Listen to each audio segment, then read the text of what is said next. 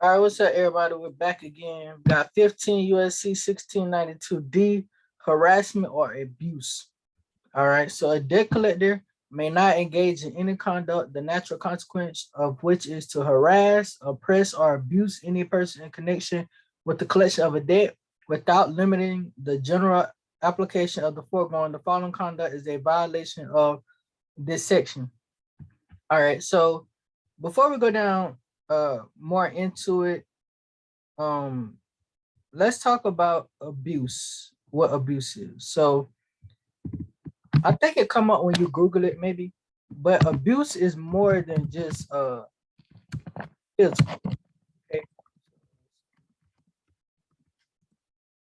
so yeah, abuse is just not hitting you. um let's see. All right, we got physical abuse, sexual abuse, emotional or psychological abuse, which emotional psychological abuse can be something that a debt collector could try to do to you. Um, and financial abuse. So financial abuse and emotional abuse are the types of abuse that to look out for, right? All right, so let's go back, right? So we talk about abuse and violence. Also, violence is not that goes in with the abuse as well. Violence is not just physical, but violence where it hurts you financially or emotionally, right?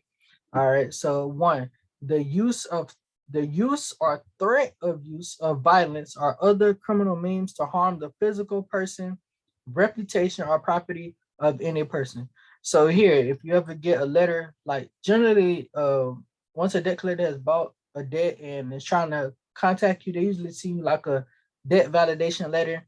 And in that letter, it'll probably say, within 30 days, if you don't respond, we'll assume all information is correct. And then, that this information may get reported to the credit reporting agencies. Well, that statement there is a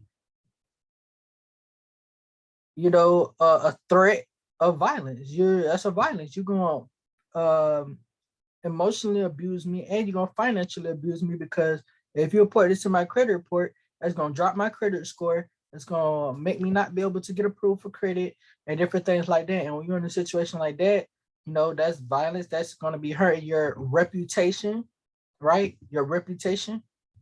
That they can hurt your reputation a lot by reporting that to your credit report. So that right there, you can use as non-compliance violation of 15 USC 1692D harassment abuse because they're threatening to report information to a credit report agency um, just by assuming that the information that they have is correct, and that's going to hurt your reputation.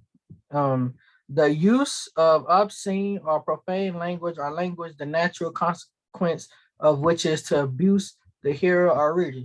Same thing. They're saying that they're gonna report information to your credit report.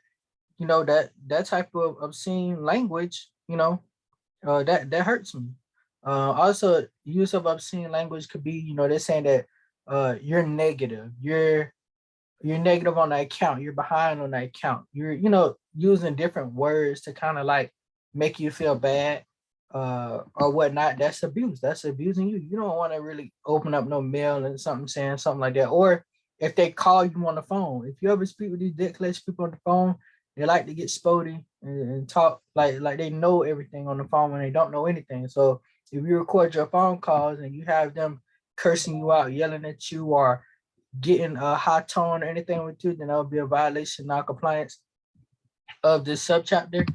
Um, Here, number three, the publication of a list of consumers who allegedly refuse to pay debts except to a consumer report agency or to persons meeting the requirements of 1681F or 1681B3 of this title, excuse me. So publication of a list of consumers who allegedly refuse to pay debts. So I would say this possibly could go along with people who properties are getting foreclosed on. Now also number four. So let's go to number four and I can kind of connect both of these. So the advertisement for sale of any debt to coerce payment of the debt. So three and four kind of go hand in hand. So if you ever see like foreclosures, property foreclosures and stuff like that, a lot of times they make a list, of these properties being for sale, and easily the information can be looked up to see who own these properties. So technically, kind of that, the state, local government, county is violating these two right here by, posting a list of people who owe money and who has not paid it, and trying to coerce payment, because they basically say, if you don't make this payment, your house and stuff is going to get sold. Also, they let other people know that you basically refuse to pay a bet, that you are behind on your bills or whatnot. So maybe you possibly could use this to maybe reverse your foreclosure or something like that. I haven't done it, so I can't say for sure, but it's just something that I'm observing and say that's something that may be possible. All right, so number 5, causing a telephone to ring or engaging any person in telephone conversation repeatedly or continuously with the intent to annoy, abuse, harass any person at that call number. So same thing like ceasing communication. If I tell you, hey, don't call this phone number anymore, and you keep doing it, abusing me, basically you're annoying me, then that would be non-compliance violation of this section. Also, too, I can't remember right now what the telephone act is thing. Like if they keep calling your phone, you already told them not to call, then that's a whole nother violation of the other telephone act thing. I can't remember what it is right now, but that'd be a violation of that as well. So to keep calling you and you don't want to be called. B, except as otherwise provided, the placement of telephone calls without meaning disclosure of the caller's identity. So just to wrap up, 15 USC 1692, harassment or abuse. So abuse would be, financial, emotional abuse. So anytime they report the information to your credit report, that's financial and emotional abuse, because that's going to directly have an effect on your life. Obscene language over the phone or through mail.